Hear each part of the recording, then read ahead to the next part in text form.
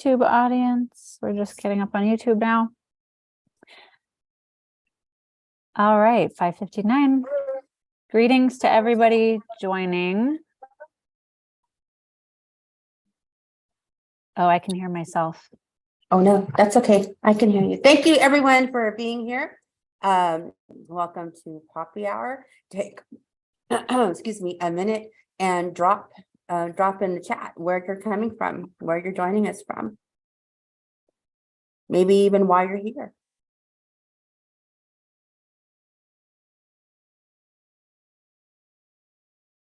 Sherman Oaks, wow, welcome. Long Beach, San Jose. Hey, do you know the way to San Jose? Okay, hi guys. I was having a technical difficulty. I just thought I would get it out of the way in the beginning. I had Colorado Springs. Open. Wow. Azusa. Oh, we got people from far away. Yeah, Fallbrook. Parker, I came to see Brendan, Katie. I missed Hey, That's so sweet. Parker. I know I haven't seen you in such a long time. Redding, California. Oh my goodness, we have Mary from Palos. lot of people from all over Central Los Angeles. Okay, so we've been told we need to keep the schedule. We need to keep the Yes. presentation tight tonight. So we're gonna go, right along here. Welcome to Poppy Hour, everybody. I'm Katie Tilford from the Theodore Payne Foundation. Joining me tonight is Brenda Kyle. You probably recognize her also from Theodore Payne. She's now working with LA Nature for All program director. So we look forward to a lot of collabs, but tonight is not about us. It's about Cris and collecting and storing water responsibly. First off, I want to thank our sponsor, Metropolitan Water District, very appropriate for this topic. And let's do a quick little intro of Cris, my esteemed guest. So Cris Sarabia is a bilingual instructor and was part of the pilot program for Spanish workshops with Greywater Action. He is currently the conservation director for the Palos Verdes Peninsula Land Conservancy, overseeing restoration projects and conservation efforts. Chris's background is in habitat restoration, field botany, and permaculture design. His interests dwell in all things regenerative, and he teaches classes with various organizations and is an active volunteer with the California Native Plant Society's South Coast chapter. His goals are to implement greywater systems throughout the LA area and distribute information to underserved communities with holistic designs for all species. So we've been working on getting this guy for a while. You are all in for a treat. What are you guys drinking tonight for Poppy Hour? It's supposed to be a happy hour, so we all have a beverage. Yeah, I have Coca-Cola because I'm the worst environmentalist ever. But hey, it's what gets me through the day. I've got my Earl Greywater tea. Funny. I'm drinking a black tea. It's spiked with a little mezcal in there, but it's a darker color. It's color of some of the waters we'll be talking about today, which you should not drink. This is potable water. Yeah. So without further ado, Cris, if you'd like to share your screen for you guys in the chat. Ooh, cinnamon roll, yum. A cinnamon bun, yeah, that counts. Ask your questions in the chat. Cris is not going to see your questions. I'm going to comb through. I'll save the questions for the end. So if we're not answering them right away, don't be offended. We'll get to them at the end of the presentation. So let him talk while he's talking. Yeah. And let's go for it. Well, thank you. Thanks to Theodore Payne for having me. And so just to get into it, we have a lot to cover. We're going to be covering rainwater and greywater. And so think of this as a quick overview, almost a crash course, but I'll leave you with plenty of resources to continue this journey on how to implement rainwater and greywater rescue into your design of your home and working with native plants and kind of creating a holistic design at home. So yeah, let's get into it. And so, rainwater, I'm sure a lot of people out there are familiar with rainwater. When I started with Greywater Action, not too many people were using rainwater. And so, this was almost like an intro. And so throughout the world, people have been using rainwater for all kinds of things for forever. And in the US, it used to be a very common thing. And then it kind of went away. And then until recently, people started to bring up rainwater again, right? And so, you're starting to see rebate programs, people giving away rain barrels, all that stuff. So this is a great thing for us to harness when doing different things at home. Harness, rain coming from the sky that's free, especially in a Mediterranean climate where we don't have an abundant source of water, right? So tonight's presentation, this first half, we're going to cover rainwater harvesting, some of the benefits, something about stormwater, a little bit of, turning a problem into a solution, rain gardens, some type of catchments, and then some system components and design. But once again, crash course, so not too much detail on those things. So when we start to think about alternative water supplies, here's the image I want you to kind of maintain, and the different things that we'll be talking about tonight. So this is a bigger home here, but you have if you were to be able to see through the walls, you'd see a bathroom in there, a tub, a washer machine, and it looks like a rain barrel in the corner there, right? So kind of keep that in mind, because we're going to be talking about rainwater, stormwater, gray water, black water, not too much on black water, and then mechanical water, which is sometimes like the air conditioner condensate that comes out. Sometimes you see that at like schools and bigger buildings. You see that drip coming out the side of the building. So we'll touch on that for a second. And so, as anybody in Los Angeles, I see there's people from other places, but anybody in Los Angeles or on the West Coast in California saw all this crazy amount of rain that we got in the last few weeks. And, this is great. This is great for our natural settings. Our plants are going to thrive. People are talking about a super bloom. If you go out there right now, I know I was out there out on the hills yesterday, and it's green. It's green like crazy. A lot of that, unfortunately, is mustard and non-native grasses, but inside some of those blades of grass, in between those mustard plants, there's some crazy native wildflowers. They were just waiting their turn. So in a natural setting, this is great.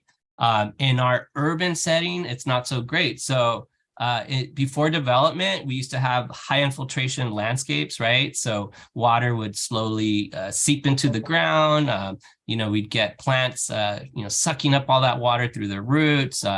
They get their little bath of their leaves that are all dusty from the year of people running by, all that dust kind of that flew up in the air. They get a little bath. Nowadays, with urban development, we have these high runoff landscapes where we don't really give water an opportunity to seep into the ground, to recharge our aquifers, right? And so typically what we get is these this type of stream flow here that, it's high stream discharge in a short amount of time, that blue line you see there, because we don't have anywhere for that water to sit and just settle. We're rushing it out with the LA River, with other rivers. We're rushing that water out, getting it away as quickly as possible with our concrete and our streets and all this stuff, just running water away. What it would have looked like would have been that pink line there.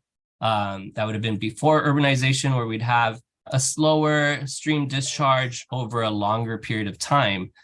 We have the potential to kind of meet in the middle there with maybe a controlled outflow using detention basins or flood control reservoirs. And if anybody's in Los Angeles, you kind of see that. If you're driving on the 605, you see those detention basins. You might think it's a river, but it's actually these detention basins that are allowing water to seep down into the aquifers below us. And so we have some of that, but you don't see that on the LA River, right? And so we need some more of that, and potentially if we do that, we'll have a better holistic design of absorbing water, at least for the LA area. And let's talk a little bit about stormwater versus rainwater. For our definition, rainwater is water that hits a rooftop. That's what we're calling rainwater, as opposed to stormwater. Stormwater is basically water that hits the ground, that you see running over paths or streets, parking lots, any other surfaces on the ground. And so with stormwater, you get a lot of pollution. You get, different things like, dog poop, pesticides, trash, basically anything that falls on the ground. Sometimes you get oil off of driveways or the streets. And so this is a big source of pollution, because obviously we're washing off all those streets. You always get that, that warning about driving after your first rain, right? Because it's slick out there and you're likely to have an accident if there's a lot of oil on the ground. So that's what we're calling stormwater. And then with rainwater, it's off the roofs. And so with both of these types of water, we're able to slow and sink it with mulch and plants. And I think this is more of a common thing nowadays than it was maybe 10 years ago. Mulch was not a common term back 10 years ago, maybe even 5. But now we're seeing more of this, right? You see people putting mulch out there, and this allows us to slow and sink rainwater, kind of like you would have seen pre-urbanization. So by breaking up concrete, by removing asphalt in your yard, you're able to slowly sink rainwater and really reducing that runoff, that stormwater runoff that we saw in that previous slide, right? Because now that water is not moving off site, it's not going off the driveway, not going into the street, and it's not creating pollution further down in the water system. So here's a picture of a passive water harvesting system. This is something that we start to talk about when we talk about rainwater harvesting. Is you don't really have to do much to really start harvesting rainwater. The easiest step is to do this type of thing in the ground. Basically, if you think about it, the ground is your biggest reservoir. Water seeps into the ground and it stays there, and it feeds your plants and it feeds the roots of the plants. And there's just this crazy, amazing system that we don't seem to think about below our feet. That's essentially a free reservoir of water. And so if we all pitch in, we start to fill up that reservoir, right? And so it's as simple as creating a bowl in the landscape. So you see a home here with the rain gutter, and the water is going out to this slightly dug in little bowl in the landscape.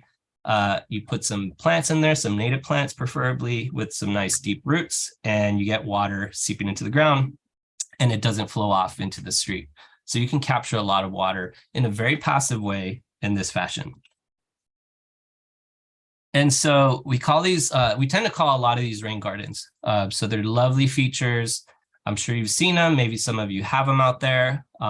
You don't need potable water for these once the plants are established. It helps in cleaning and infiltrating stormwater as well as your rainwater. And it really does help prevent flooding. Essentially, it's kind of like a little wetland if you think about it, right? And so it captures the water. You're less likely to have your street flooding because the water is allowed to seep back into the soil. And then you create these really nice habitat areas because you're designing with plants from Theodore Payne or other native plant nurseries, and really creating just something that otherwise would not have been there, right? And taking advantage of these intermittent rain events like we just saw.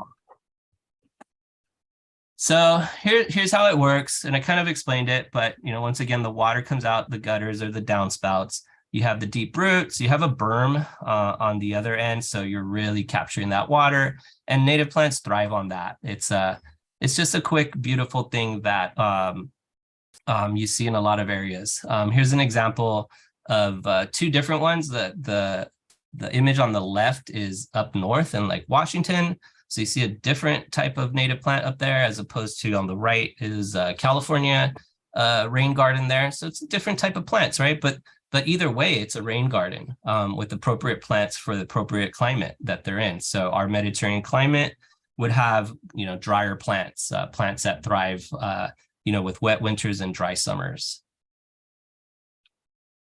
And so, here's another picture. basically we're preventing a lot of issues by creating these rain gardens. And Can I here, just say the concept of a rain garden, like it took me years to understand. Like, why does everyone always talk about rain gardens? We never get any rain. But when you get rain like we just did, it shows why it's so important, because it all comes at once when we do get it. Yeah. right. And so, and then coupling that rain event with the plants that are adapted to that quick, storm type of event, and then dry in the summer, it's perfect. Like you don't really need any extra water, and you have these beautiful plants that are just like, cool, like this is what we need, thank you, and we're gonna do our thing here. And what you get is like the image on the bottom right there. Instead of on the upper left, like you see that water sitting there, right? And it's pulling up, and it's actually doing the same thing on the right, but now you no longer see that because the plants are sucking it up, the ground is sucking it up, and it's doing what it's supposed to do. So we can really create these beautiful landscapes by just manipulating the soil a little bit.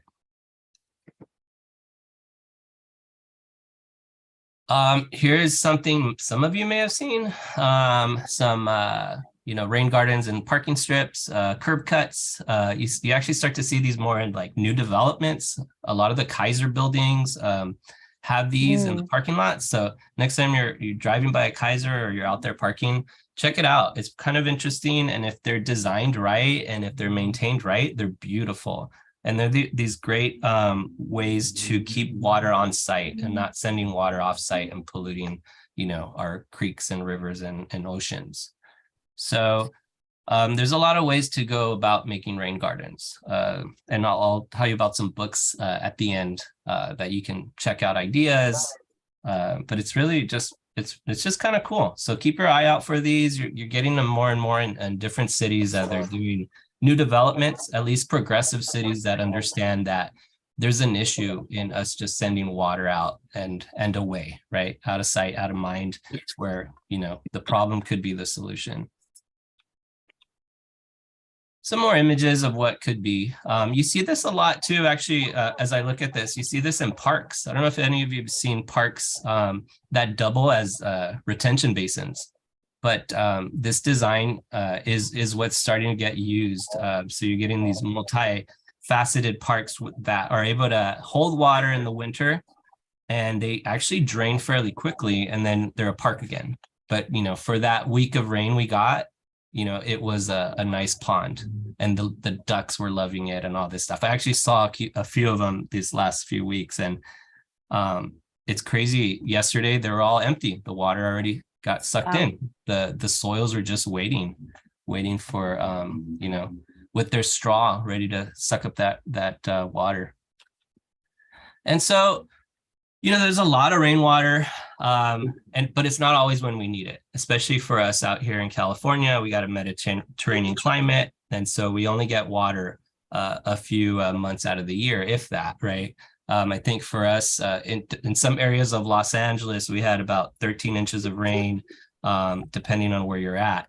And so that's a good amount of rain, but it's only, what in the last 3 or 4 weeks. And so, we can't capture all of that in our rain gardens. So we have to start to look at things in a more integrated water harvesting picture, and also keep in mind the rain gardens, but start to look at, okay, well, can I use a rain barrel? Can I use a cistern, which is a bigger form of a rain barrel?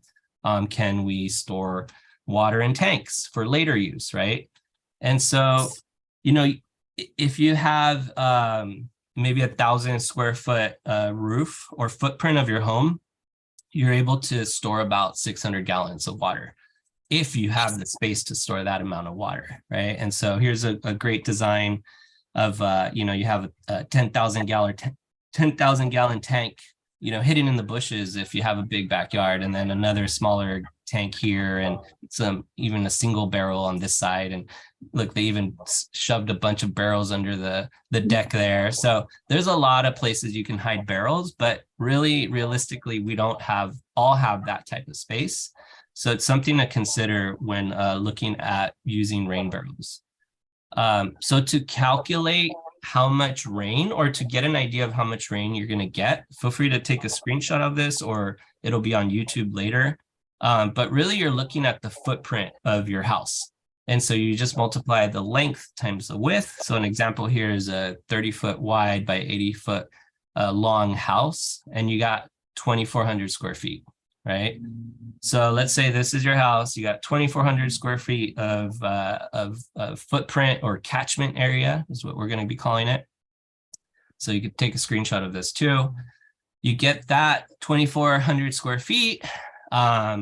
You multiply that times your average rain year. So not the 13 that we got this year, because that's unusual, right? So you don't want to plan for that, because then you're going to overcompensate and put too many barrels out. So get your average. And so for LA, depends where, but I just put 7.5 inches.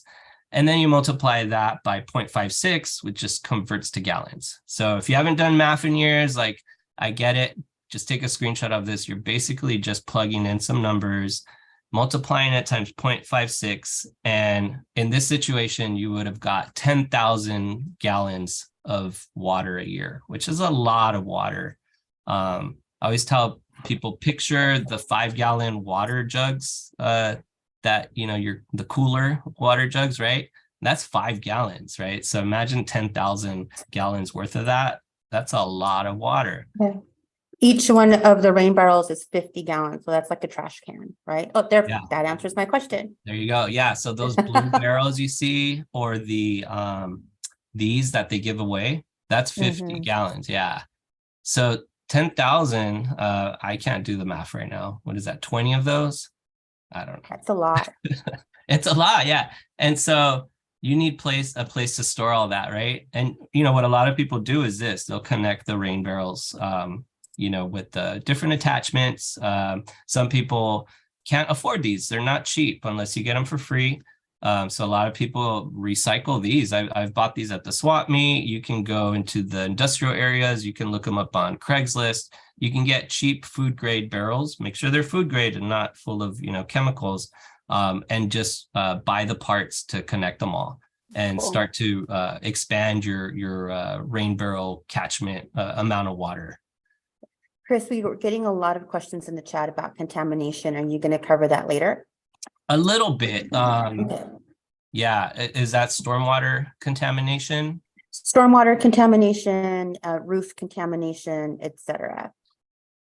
So we won't talk about that too much, but on the Greywater Action website, we have a few videos that do go over the types of roofs you need to have. A first flush diverter, which is actually what you see right here, which helps to deal with getting rid of that first flush of water and any contaminants that might be on your roof.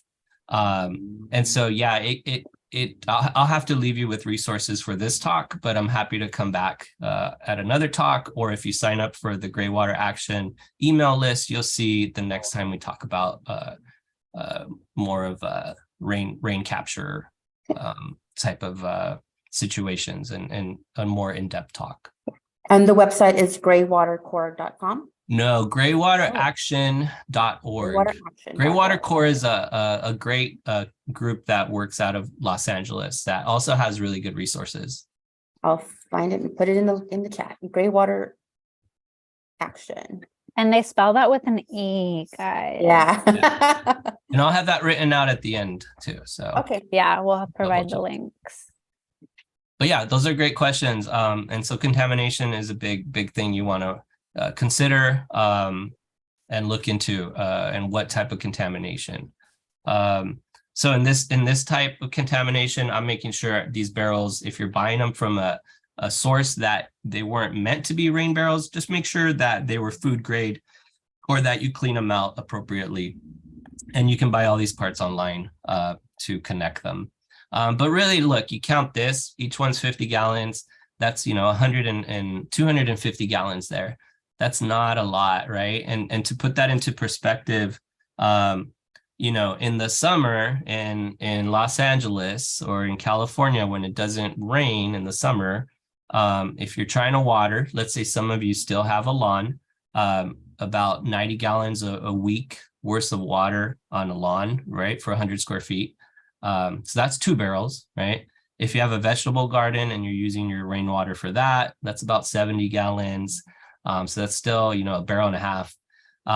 Hopefully most of you are growing California native plants, which are really low water use. And if that 15 gallons a week, so that barrel will last you, you know, maybe three rounds, right? So that, you know, that's a lot of water for our lawn, even for a vegetable garden. So that's going to go quick. If you didn't have enough rain barrels to capture all that water in these last storm events, you're going to run out quick. And I've been in that situation where I'm like, wow, that went quick. Okay. So what do? You get bigger barrels, right? Or you get cisterns, which are just basically bigger types of barrels. They get expensive. You need a place for them. Some of these need permits because they're so big. It's a lot of water. Let's say this fails, you know, you're going to flood the neighborhood. And so it gets tricky to scale up. So I think that that is a segue for us to take into consideration what you're designing for, right? So what are you going to use this water for? If you're going to be irrigating natives, then maybe a rain garden is good enough. If you're looking to just help the environment and nature and refill the aquifer, rain gardens are good. If you're looking to irrigate your vegetable garden, rain barrels or tanks are good for that, right? Because you're going to be storing that water for later use. You got to think about where you're going to put this barrel. Is it going to be in the way? Do you need access through the side of your house to take out the trash cans? Like, take all that into consideration, and then how you're going to get water into those barrels or into that rain garden, right? And then don't forget to use screens, and you got to manage, you know, these large rain events. When that barrel's full, where is that water going to go? It has to go somewhere, right? Because it's going to overflow. So all these things you have to take into consideration when dealing with rainwater. And so here's a couple resources for this rainwater portion. Greywater Action is our website. Harvestingrainwater.com is a good website with some of the images you saw were from that page. Watertoolkit.org is a helpful website for doing the calculations. ARCSA is a Rainwater Catchment Association of America. For anybody out there who's looking to get certified or really learn more about this stuff, they're a good resource. This book down here, Rainwater Harvesting, great book to understand more about this. So I kind of left you with the problem there, right? We have so much water, but we need space to store that water if you're not storing it in the ground. And so my perfect segue is into Greywater now, right? So here we go back to this image of a home, but now we're looking at, you know, the tubs on, you know, this is a 2-story house. So you see the tub on the 2nd floor, on the 1st floor, there's a washer machine there, and all that water, we're going to try to rescue it. We're going to reuse it as much as possible in our landscape, right? So here's the second half of the presentation. Make sure we're good on time. Yeah. And Cris, I know that your family and my family, they're both from Durango, and you know, the conditions there with rain and drought are very similar to the conditions that we have here. Was that an influence in the work that you're doing now? It definitely was. You know, I remember the first time I saw Greywater being used was my grandpa. He had a hose at the end of the Washing machine? The wash tub. Not even a washing machine, but the tub. cement. Scrubber, yeah. Yeah, the The scrubber concrete thing. one that's outside Yeah. in the patio. No, what is it Yeah. called? I forget the name of it, but La lavadora. yeah. And so, you know, I was a kid. I was out there playing with my little cars, and he kept moving the hose around. And I was like, what La is he pila, doing? there you go. Thank you, Esme. Yes. And that's like, I was like, oh yeah, this is cool. Like, that's normal. You know, I just thought that was normal.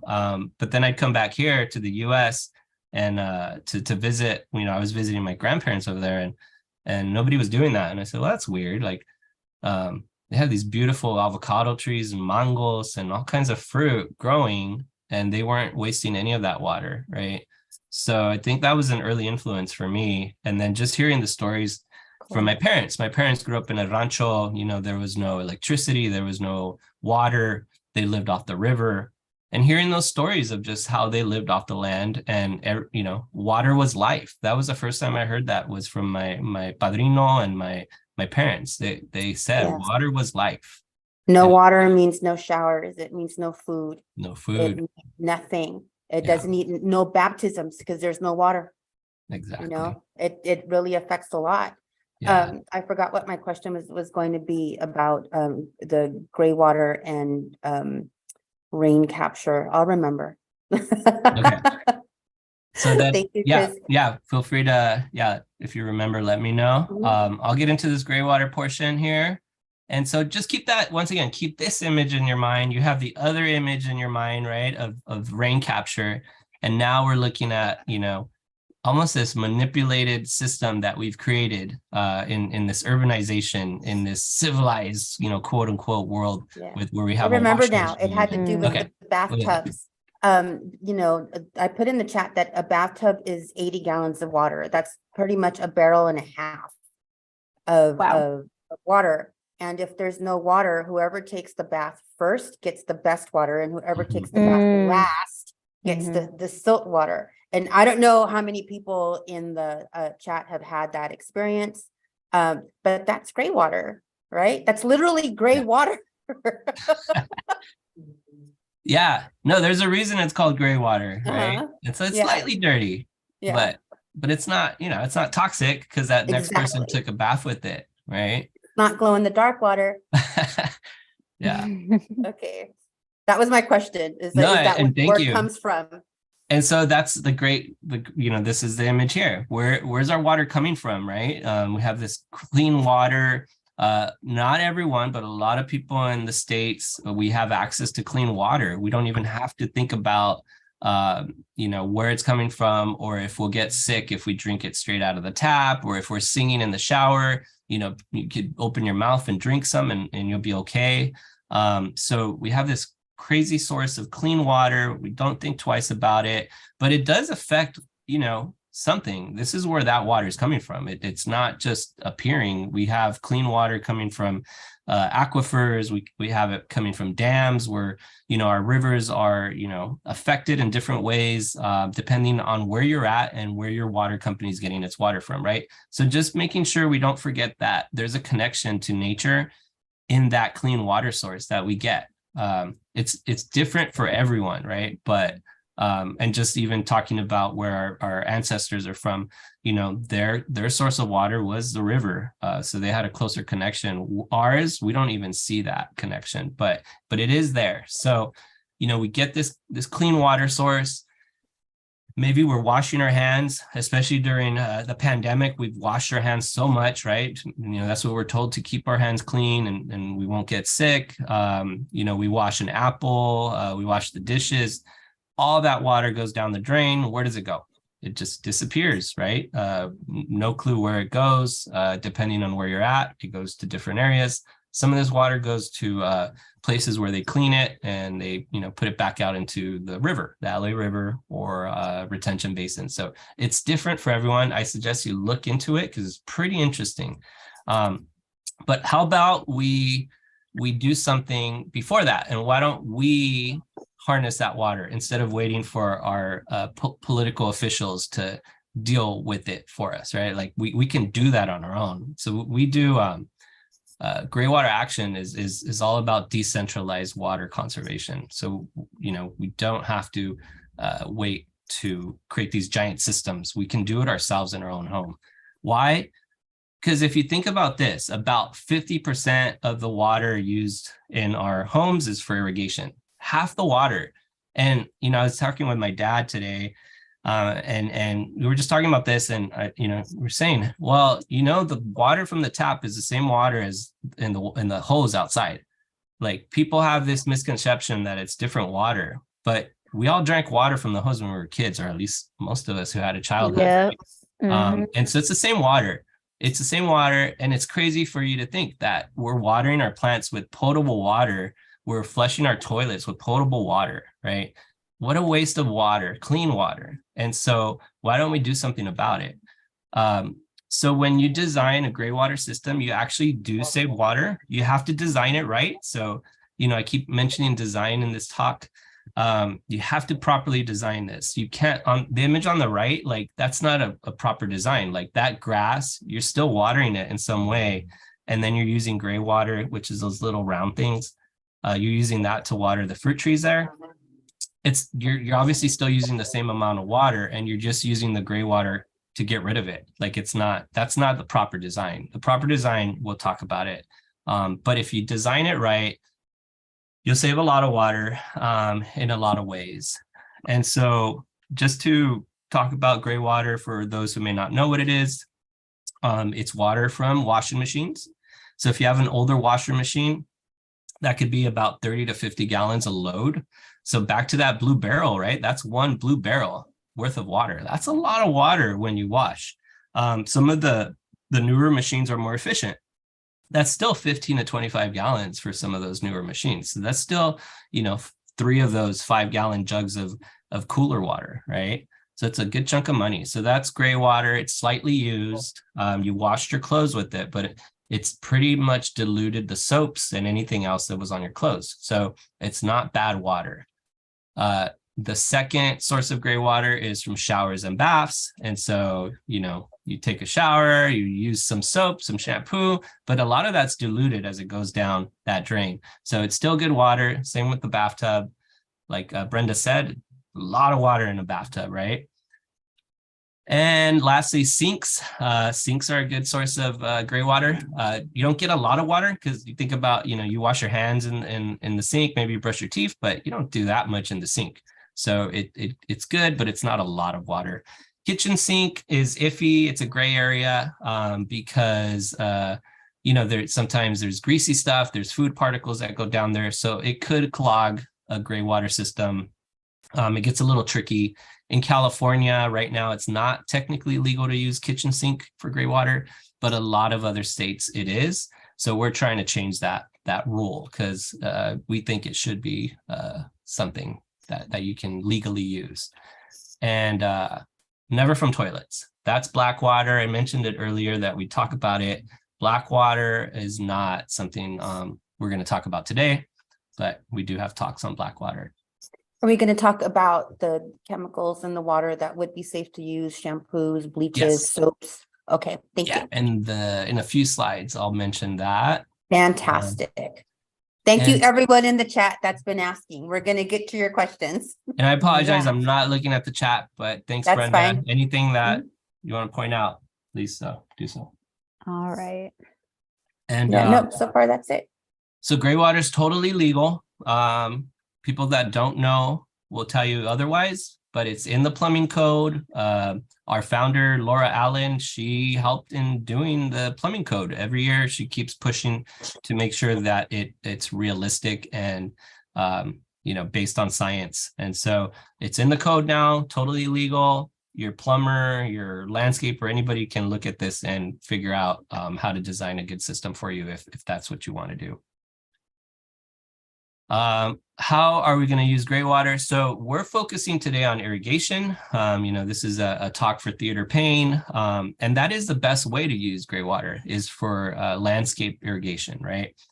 You can use it to flush toilets, and you can see a simple design there, but it requires some filtration, disinfecting, maintenance because the pipes could clog, things like that happen. So we won't talk about that today, but I will touch on this little funky little thing that was invented, and you can buy it. And I think even at Home Depot now or online, and it really minimizes the water use that you would use washing your hands, and it just puts it back in the tub, in the tank behind the toilet there. So interesting little retrofit.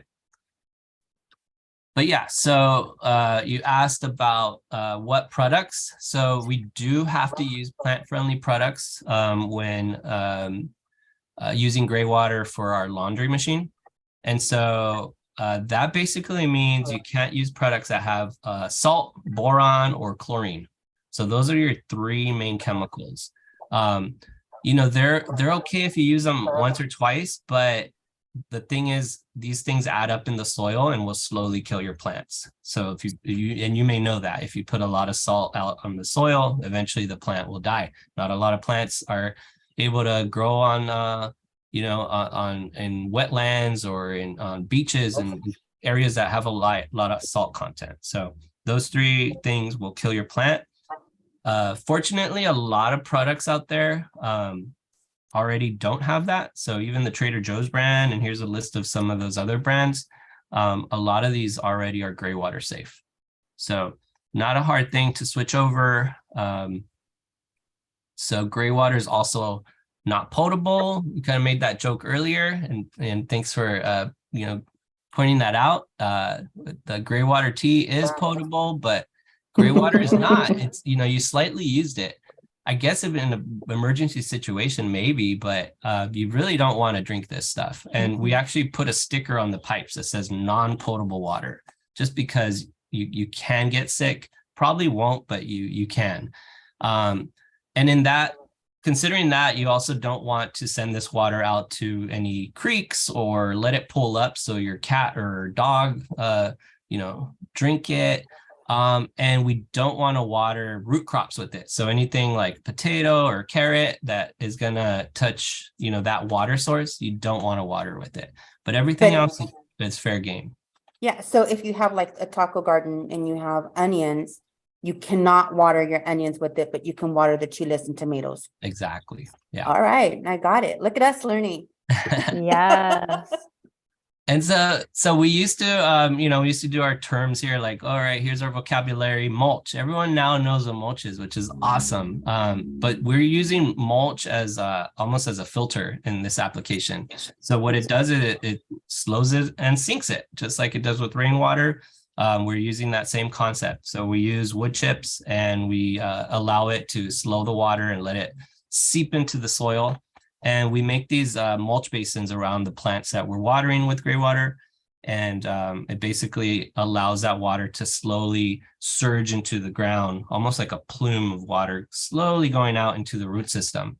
So it doesn't, it doesn't wash away and it doesn't pull up because you don't even see the water down there. So this is the two natural products we use for watering our plants. And then the last vocabulary is this diverter valve. This is how we control the water to go out to our landscape. So I'll talk about these two things very briefly, but basically these valves, the one on the left is what we would use for our laundry system. And the one on the right is what we would use for our tub system. And like I said, this is a crash course. So, you'd probably have to look at another presentation to really understand this, but you'll see right now what that looks like in action. And so these irrigation systems with Greywater, basically you could water almost everything, but we recommend you water trees, bushes, vines, anything large, even larger annuals or perennials, you can water with Greywater. We don't recommend you water small plants because then it gets complicated on how to get the water to them. And then trying to water grass with it, I know people move the hose around and do it that way, but it's technically not legal according to the plumbing code. So if someone wanted to, get you in trouble, they could. But also, then you're not really saving water because you're watering a grass system, which probably still requires additional water to get going. So these are not what you want to water with Greywater. So this is a home in LA. I think this is Lee Gerard. Yeah, actually, you see Greywater Caravan in the background there. Lee Gerard's photo. And you got a mix of natives in here and ornamentals and fruit trees. And this is all on Greywater here. So you can create a beautiful, lush garden and save water while feeling good about it too, right? Here's another one, a lot of fruit trees, some different flowers, some herbs in there. You can see the little boxes where the Greywater is coming out there. And so I'm going to go through two systems real quick. There's more systems, but these are the simplest systems that you can install at home. So the first one is called the laundry to landscape system, or L to L is what we call it. And basically, you're diverting the water that leaves your washer machine out to your landscape. And typically this water goes down to the sewer, right? And so you're using the pump that's inside the washer machine to pump the water out, not too far, but pretty close to your home. And you're able to basically water the plants and turn off the irrigation that would have went to those plants. And so this is what it looks like behind the washer machine. And there's that valve I mentioned. We call it a diverter or a valve. And you see the, to one side is going to the sewer like it would normally go. And then to the other side, is going to the landscape. You see it here kind of the opposite way. This is going to the landscape and this is going down to the sewer. So this is actually the hose from the washer machine right here and right here.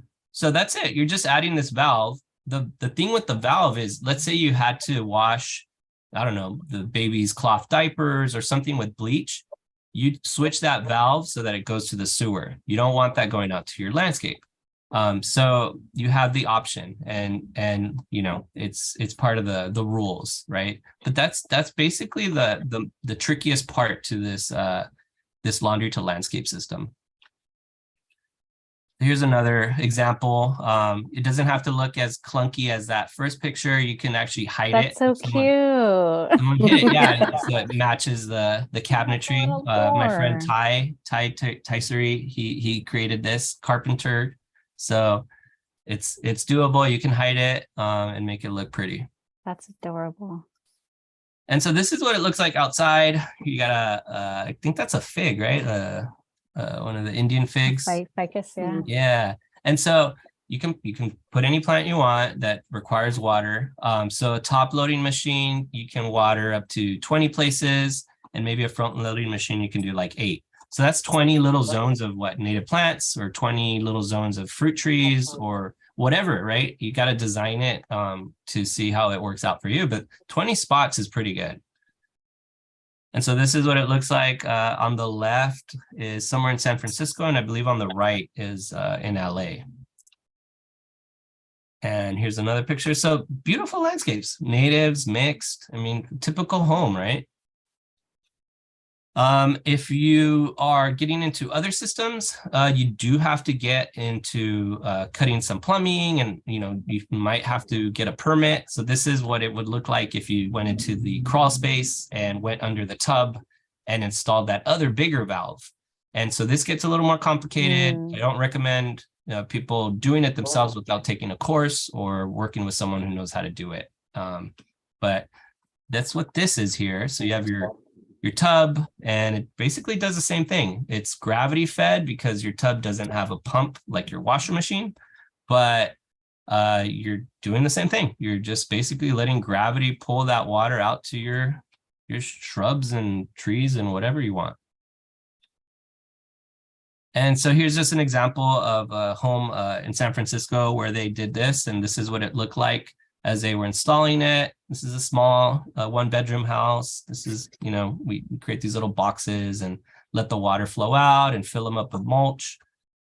And this is what it looks like a year later. So pretty nice, nobody would ever know that it's on Greywater. And, why Those should little boxes don't have to be purple?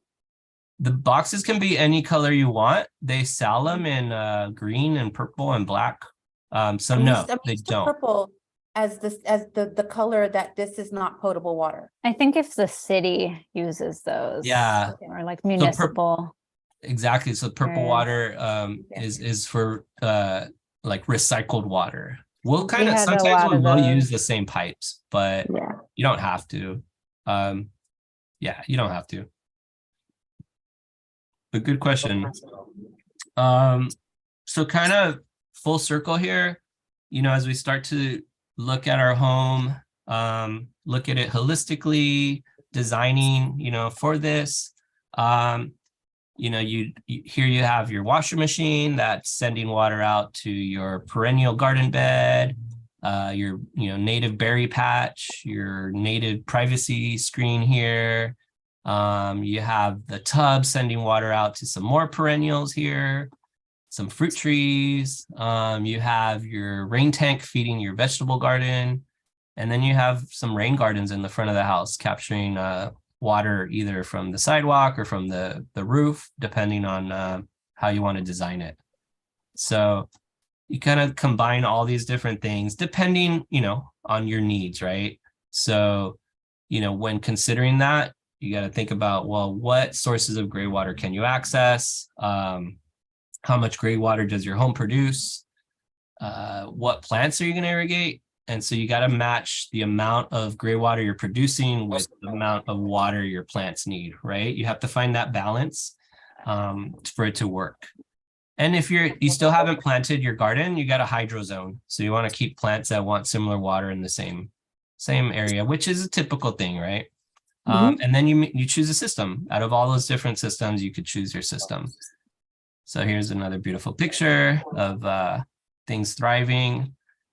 And so how many plants can you irrigate is a good question. I'm going to show you. Let's see. Okay. I'm going to show you real quick as we start to wrap this up, some resources for you. So I'm going to go through them quick. But typically for peak irrigation, you want to water about a ½ gallon per week for a plant.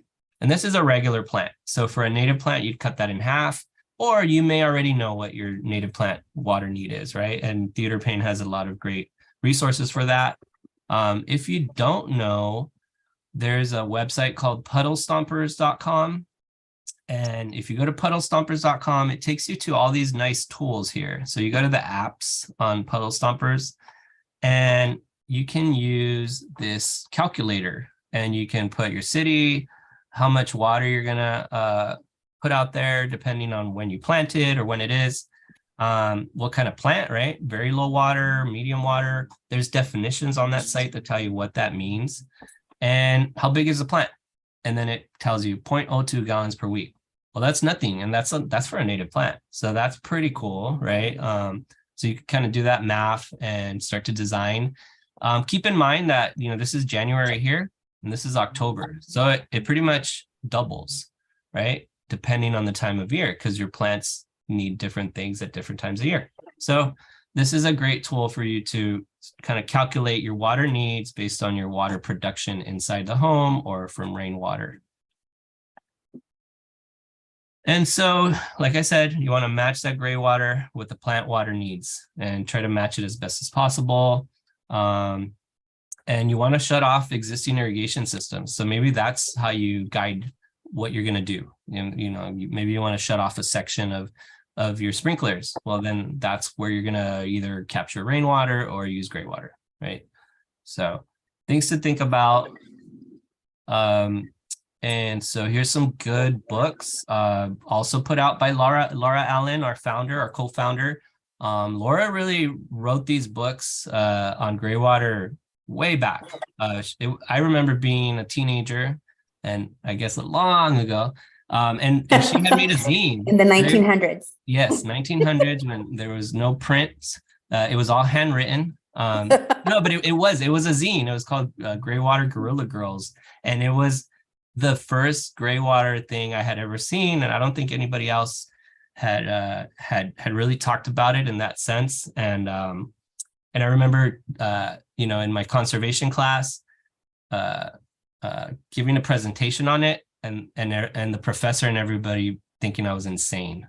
And so I was like, that's how far we've come, right? Yeah. So these two books, you can buy them online for cheap. You can buy them directly from Greywater Action. You can get them at the library. We really push to have them in every single library in the world, or wherever possible, really.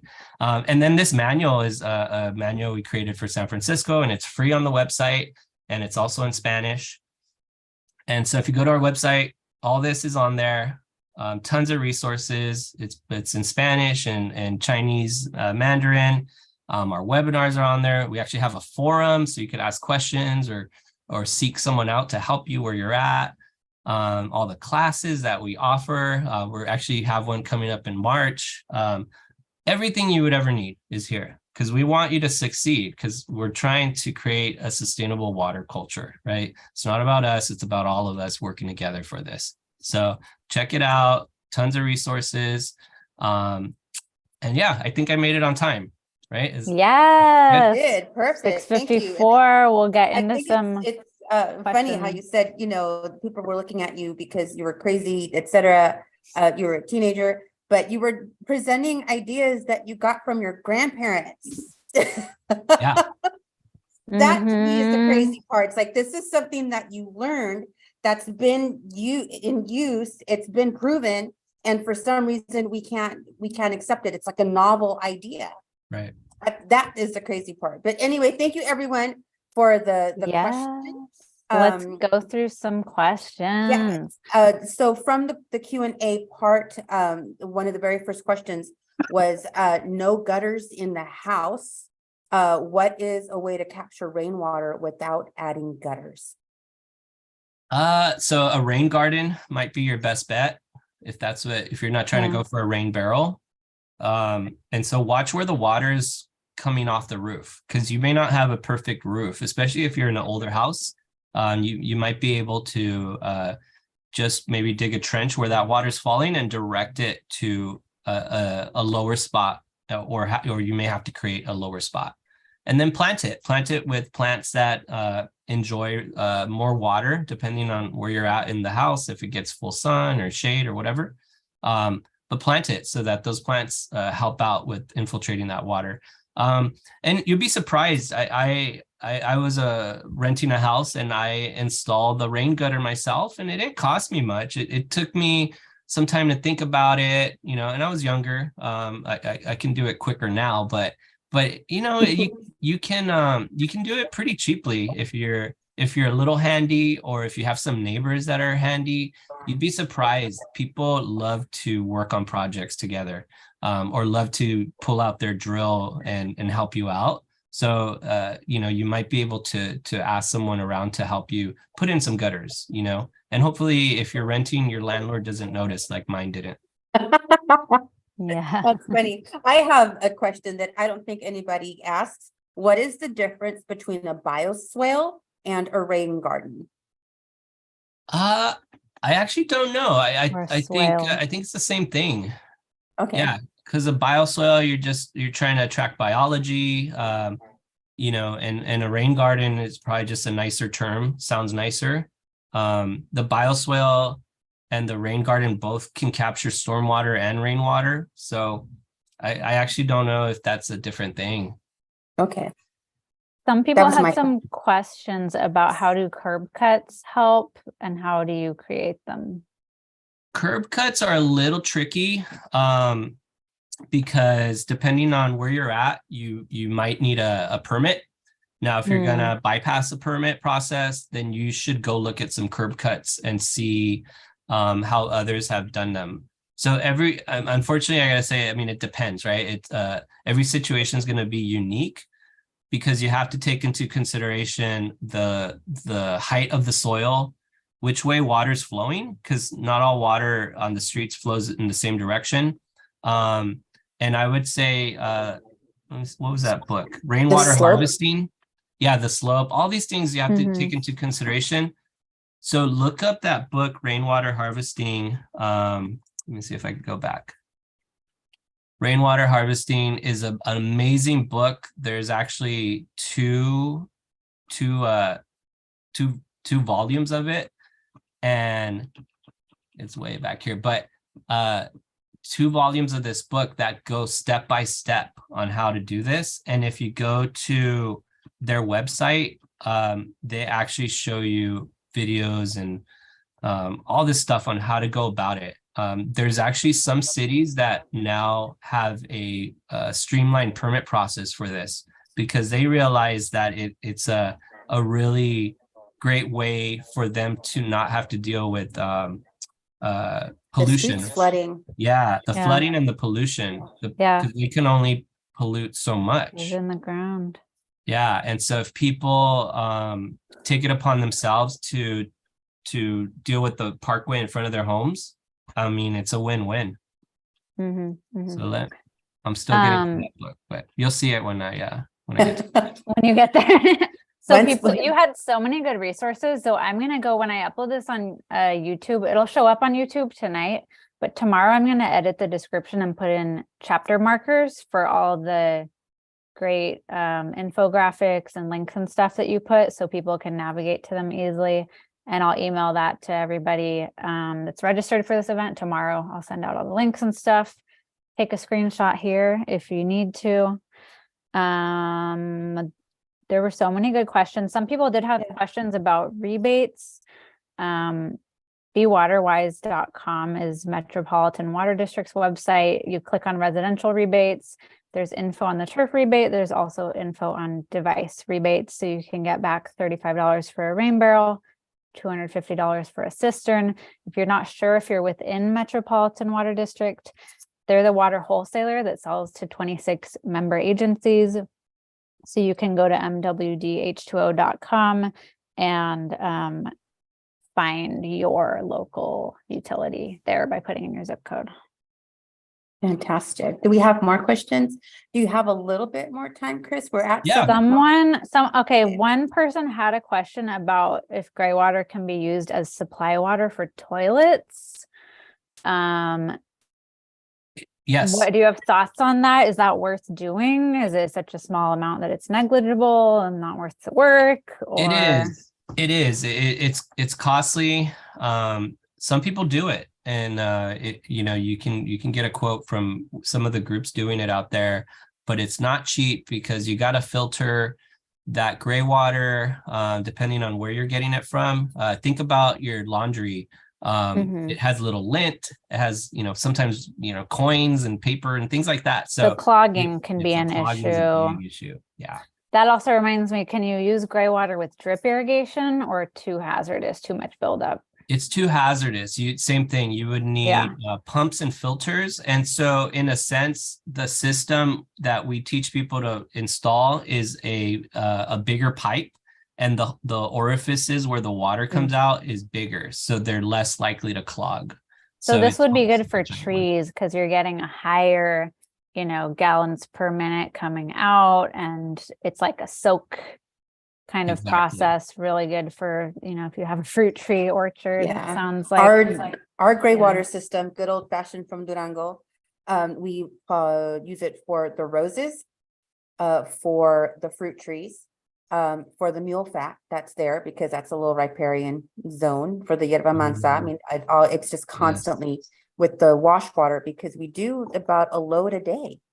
That's plenty of water for all of those things. And I'm sure you have beautiful roses, right? Oh yeah, without using any additional water to keep them healthy. And people also had some questions about well, what if I don't need all this water? What if it's raining or flooding? I have so much water, I don't want to put it in my garden. And based on your presentation, I would tell them switch your valve so that they go back down to the sewer in that case. If you can't handle all that water. And what I was going to say is you can continue to split those gray water areas. You just have to stay vigilant and move the valves, right? And there's actually timers that you can set up and switches. And I didn't talk about it, but you can make it more efficient for yourself. But there's a lot of ways to manipulate the system, but that's why you have that valve in case you have too much water out there. Yeah, we move the hose. Mondays are roses, Tuesdays are fruit trees, Wednesdays are, everything else. Like you said, we move the hose. Questions about the clogging because teenagers don't use the hair capture. Teenagers don't use the contraption. So is that going to be an issue at all just with gray water in general? We designed it to be foolproof because we know people don't like to do maintenance. So there is yearly maintenance on those systems, but the tubes are so big that they don't clog. And so it's meant to not have any issues. And then what you do is you replace the wood chips in every one of those little boxes. You replace those every year because it breaks down, which is great. It turns into compost, right? With all the nutrients that you're sending down there, it creates a little tiny compost system. and maybe your keys you find down there too, because it flowed down. So the tubes are big enough to not cause any issues. They're 1-inch tubes, so they rarely, if ever, clog. We haven't seen any issues. Potentially something big gets down there and it can clog, and that's why there's actually safeties built into that system, so that if it does clog, it's not going to have an issue. So that's why I wish I could go back and forth, but my system's slow. But there's gaps in the system to allow for error. Yeah. That's Cool. fantastic. Did we Well, get through all the questions? that's pretty much it for me. So thank you so much for all your resources. It was so much information packed into 1 hour. I'll send out the link for everybody to find this on YouTube after, and I'll just populate that with all the links that you provided. And thank you so much. Thanks everybody for tuning in. Thank you. We I had hope you all visitors- learned something. Yeah, we had people tuning in from Redding, California, right? Way at the top. And someone from Arizona. Good for you, Arizona. Sorry, we're stealing all the water from the Colorado. We're doing the best we can. Trying here. We're working on it.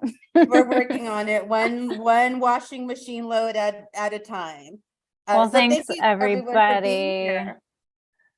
And with that, I bid everyone a good eve. This is our last Poppy Hour for this season, so stay tuned for more info about next season. And cheers, everybody. Thanks for joining us. Thank you, everyone.